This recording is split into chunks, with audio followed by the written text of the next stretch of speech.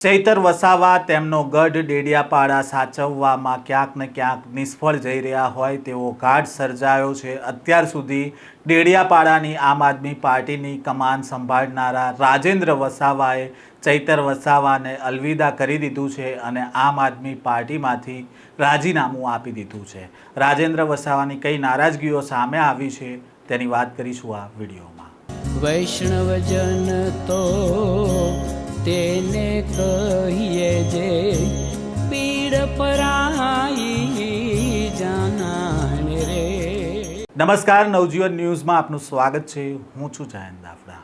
હાલ આદિવાસી વિસ્તારમાં એક બાજુ ચૈતર વસાવા મેદાને છે તો બીજી બાજુ મનસુખ વસાવા પણ મેદાને છે અને બંને એકબીજા પર આક્ષેપ પ્રતિ આક્ષેપ કરી રહ્યા છે। થોડા દિવસ પહેલાં મનસુખ વસાવા ભાજપના જે ઉમેદવારો છે ડેડિયાપાડાના તેમની સાથે ડેડિયાપાડાની બજારમાં ફર્યા હતા અને ચૈતર વસાવા સામે હુકાર કર્યો હતો। તો બીજી બાજુ સ્થાનિક સ્વરાજની ચૂંટણી પહેલાં સતત ડેડિયાપાડા જે આમ આદમી પાર્ટીના ચૈતર વસાવાનો ગઢ માનવામાં આવે છે ત્યાં નેતાઓની સતત રાજીનામા પડી રહ્યા છે। થોડા દિવસ પહેલાં પણ ચૈતર વસાવાના અંગત ગણાતા એવા તેમના મિત્રોએ રાજીનામું આપી દીધું હતું આમ આદમી પાર્ટીમાંથી અને ત્યારબાદ તેમણે કેસરીઓ પણ ધારણ કરી લીધો હતો અને હવે ભાજપને જીતાડવા માટે તેઓ મહેનત કરશે તે પ્રકારનું નિવેદન પણ જે તે સમયે સામે આવ્યું હતું। તેવામાં હવે ચૈતર વસાવાના ખાસ ગણાતા એવા રાજેન્દ્ર વસાવા જેઓ ચૈતર વસાવાના ગઢ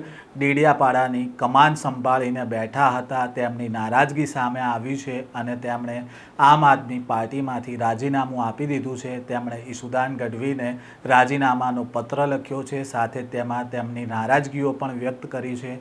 રાજેન્દ્ર વસાવાએ કહ્યું છે કે તેમણે તન ધન મનથી આમ આદમી પાર્ટી માટે કામ કર્યું, ચૈતર વસાવાને પણ જીતાડવા માટે તેમણે અને તેમની ટીમ દ્વારા કામ કરવામાં આવ્યું, પરંતુ અત્યારે સ્થાનિક સ્વરાજની ચૂંટણીમાં જે મિટિંગો થઈ રહી છે તેમાં તેમની અવગણના થઈ રહી છે। સાથે જે ઉમેદવારો મેદાને ઉતારવામાં આવ્યા હતા તેમાં પણ તેમની સેન્સ લેવામાં ન આવી અને આમ વિવિધ મુદ્દાઓને લઈને રાજેન્દ્ર વસાવાએ નારાજગી વ્યક્ત કરી છે અને તેમણે આમ આદમી પાર્ટીમાંથી રાજીનામું ધરી દીધું છે।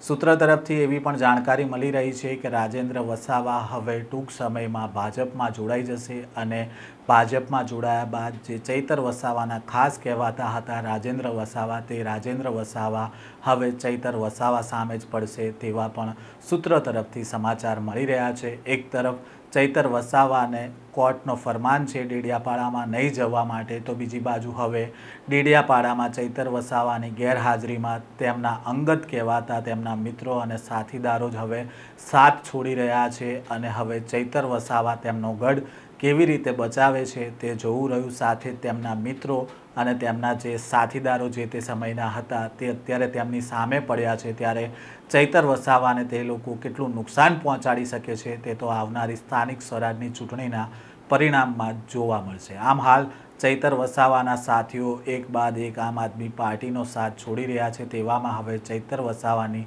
મુશ્કેલીઓ પણ ડેડિયાપાડામાં વધી શકે છે। આ પ્રકારના સમાચાર અહેવાલ સાથે ફરી મળીશું। નવજીવન ન્યૂઝ સાથે જોડાયેલા રહેજો।